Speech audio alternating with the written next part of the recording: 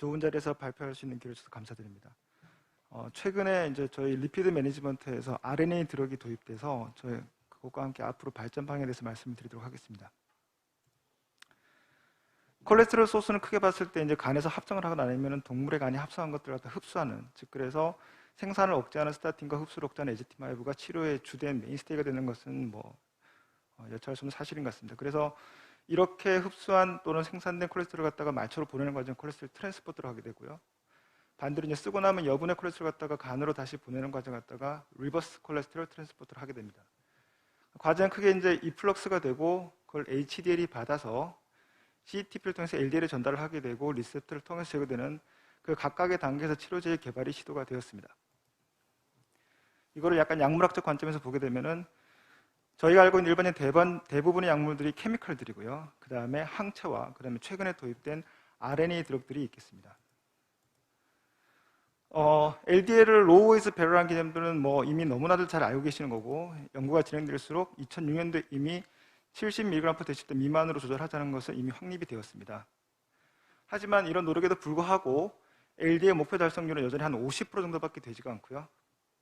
그러다 보니까 레지듀얼 CV 리스크는 여전히 60% 정도 남아가 있게 됩니다. 또한 하이도즈 스타틴을 썼을 경우에는 헤파이톡시드라든가 마이오패티라든가 뉴온셋 DM에 대한 그런 컨선이 있게 되는데요. 그런 면에서 스타틴의 용량을 줄이고 에제티마를 붙여서 결국에는 스타틴 입장으로 봤을 때는 아토바스타틴 한 80ml 기준에 해당하는 것들이 실제로 10ml에다가 에제티마이브만 붙임으로 해서 이걸 달성할 수 있는, 그래서 가이드라인 자체도 55mg/dL 미만으로 이제 감소를 하게 되었습니다. 과정을 간단하게 살펴보시게 되면 리버에서 결국에는 셀로 가는 것은 LDL이 주된 역할을 하고요. 반대로 리버스 콜레스테롤 트랜스포트는 HDL이 주된 역할을 하게 되는데, 약간 조금 어폐가 있는 게 실제로는 HDL을 통해서 되는 것이 아니라 LDL을 통해서 대부분이 제거가 되게 되고 HDL 상태로 제거된 건 약 20%밖에 해당되지가 않습니다. 치료 전략은 크게 세 가지로 나눠볼 수가 있게 되는데, 제일 레이트 리미팅 스텝은 일단은 콜레스테롤 자체가 세포에서 빠져나온 이플럭스 단계가 있게 되고요. 그 다음에 혈장 부분에서 HDL을 증가시켜서 콜레스테롤 낮추는 거. 그 다음에 세 번째로는 그 헤파틱 업테이크를 증가시키고 익스크린시키는 세 단계로 볼 수가 있겠습니다.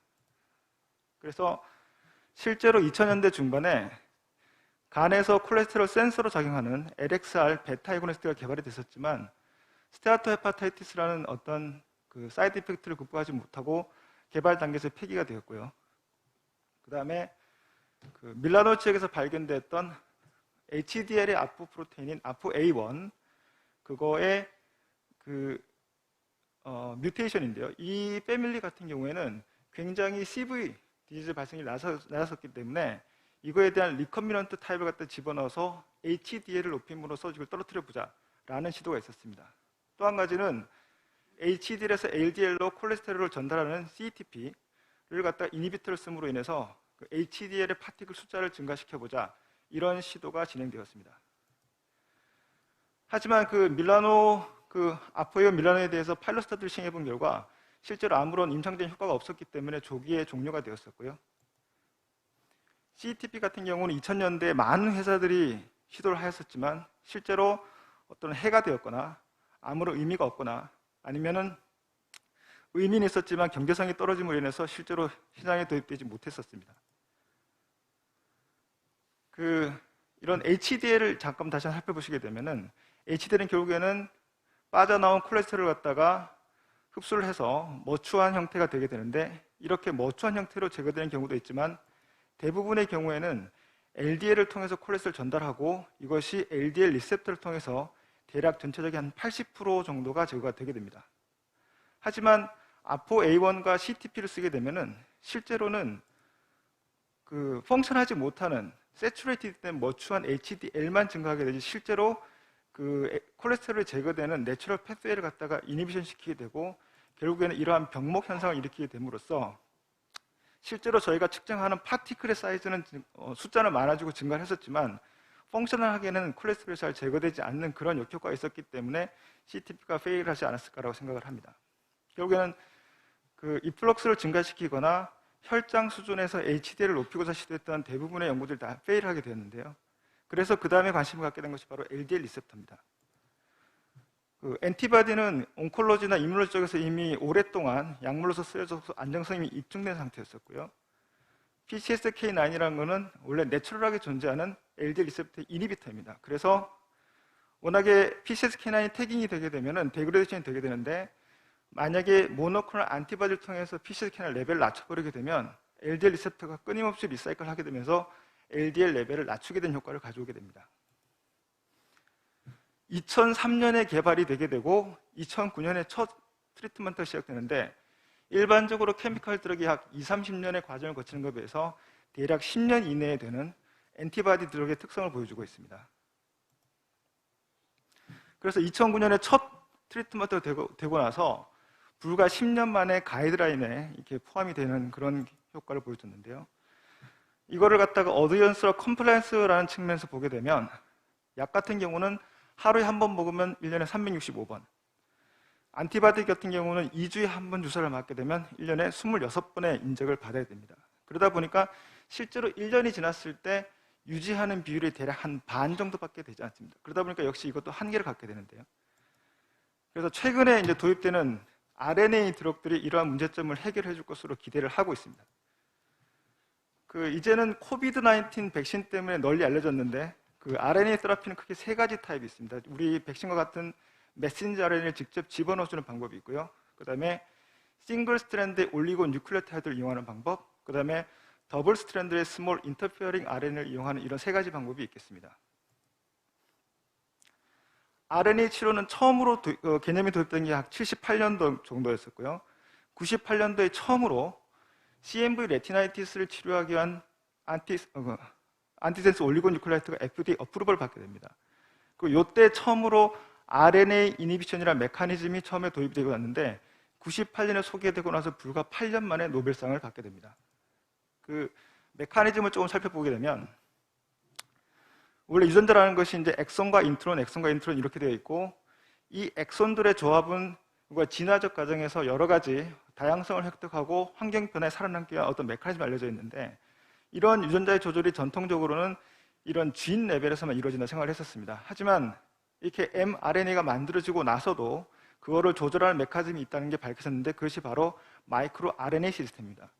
원래 그 인트론이라는 예전엔 쓸모없었던 부분이라 생각했던 그쪽에서 만들어지고 한 22개 정도의 뉴클레오타이드 되어 있는데, 이 mRNA를 갖다가 데그레이션 하는 걸 조절하는 역할을 하게 되고, siRNA는 우리가 바깥에서 합성을 하거나 아니면 바이러스를 통해서 들어가는 그러한 mRNA와 비슷한 부분을 갖다가 siRNA라고 부르게 됩니다. 그래서 메커니즘은 원래 지놈 속에 있었던 아니면은 바이러스를 통해서 들어오던 합성으로 넣어주든 간에 싱글 스트랜드가 된 다음에 우리가 타겟으로 하는 mRNA에 바인딩이 되게 되고, 그것을 전사가 되지 않게 하거나 아니면 데그레이션 시킴으로써 어떤 효과를 보여주게 됩니다.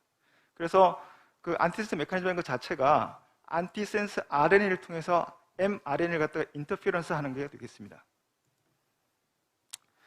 굉장히 센시티비티가 높고, 하지만 단점이 이제 하프라이프가 짧고, 그 다음에 특정한 셀로 어떻게 바인딩을 시킬 것인가 하는 것이 가장 큰 문제점이었었는데, 90년대 말쯤에 이게 세컨 제너레이션 안티센스가 나오게 되면서 이런 문제점을 해결하게 됩니다. 특별한 링키지를 갖다가 추가한다거나 아니면 사이드 체인을 붙임으로써 굉장히 안전성과 아니면은 그 포텐시를 갖다가 증가시키게 되고, 또는 그 워낙에 RNA 자체가 RNA에 굉장히 약한 그런 물질들인데, 이런 것을 딜리버리하는 드럭 딜리버리 시스템의 발전이 이것을 치료제로서 사용이 가능하게 되었습니다. 가장 큰 차이점은 결국에는 안티바디라는 것은 이미 생산된 단백질을 블락하는 거고요. RNA 인터피어런스는 아예 생산 단계에서 mRNA를 클리브시키기 때문에 그런 이상 단백질이 만들어지지 않게 하는 그런 차이점이 있겠습니다. 그래서 2014년에 처음으로 우리가 타겟으로 했던 그 PCSK9 그 자체를 이니비션하는 RNA 인터피어런스 드럭이 만들어지는데 상품명으로 인클리신이라고 부르게 됩니다. 여기 2세대 그 mRNA 구조를, siRNA 구조를 갖고 있고요. 그 다음에 헤파틱 업테이크를 증가하는 물질들이 붙어 있어서 굉장히 스페시픽하게 헤파토사이트만 업테이크가 되게끔 되어 있습니다. 그래서 불과 2년 만에 임상을 시작했고, 그것이 RNA 인터ference 드럭이라는 이름을 붙이고서 임상 결과를 공개하게 됐었는데요. 앞서 보셨던 우리 엔티바디가 2주에 한 번 맞았다고 하면은 이거는 6개월에 한 번 맞음으로써 LDL 레벨을 갖다 지속적으로 낮게 유지할 수 있는 그런 쾌거를 보여줬습니다. 실제로 이것이 원샷을 하던 아니면 3개월 뒤에 투샷을 하던 그 효과가 거의 비슷하게 되어서 지금 현재 그는 6개월에 한 번 맞는 걸로 지금 개발이 되었습니다.